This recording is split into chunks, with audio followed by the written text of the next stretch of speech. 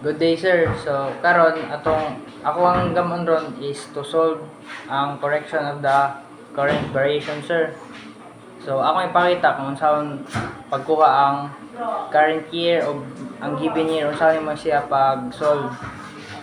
So first is given year is 4 degrees 5 minutes west 2009 siya and 8 minutes east. So una ana imong siyang i-copy sa kuhaon man po nato ang present year, so ibutang po din mo sa present year yon. So karon is 2025, present year ni siya, present year. Tas imo gyap mo kuhaon ang current year which is ang 2009 na siya, 2009.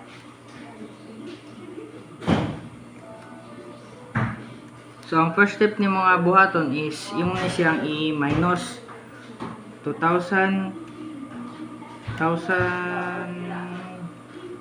25 minus 2009 is equals to 16. So, 16 years. Tas kene 8 minutes is imo na siyang i-times sa 16 years. So, may ibutang ari copy. 16 years times 8 minutes. 8. So, imo na siyang is multiply.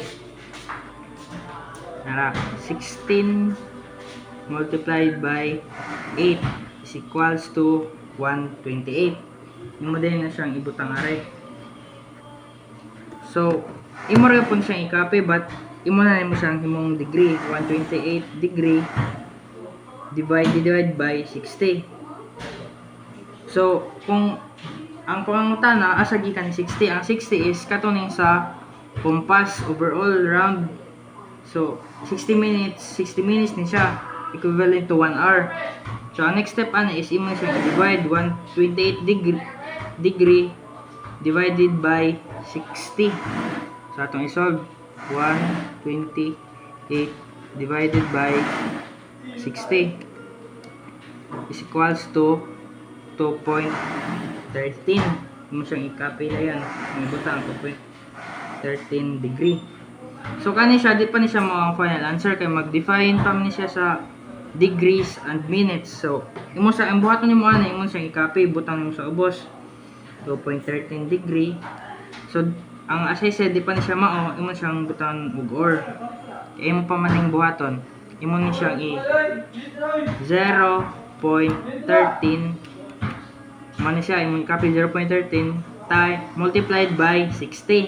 Imo siyang multiplied by 60 aron magawas ang correct answer. X equals to 7.8. So kay 7.8 man automatic na siya nga imo siyang i-round off. So kani imo i-copy to ta 7.8 i-round off nimo, mahimo ni siyang 2 degrees and 8 minutes man na siya. So karon kinakuha naman nato ang present year, ato na siyang i-copy ra. Present year 2025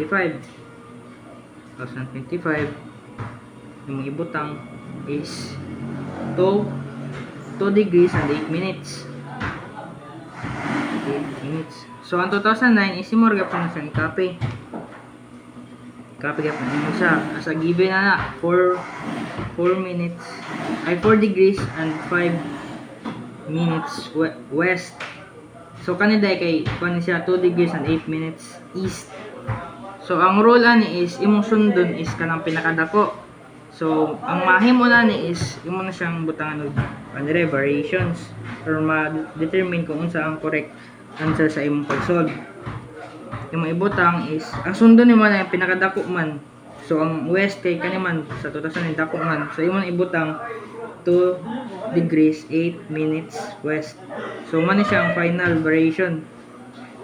May naon na pag-solve ang correction of the current variation, sir. Mara to.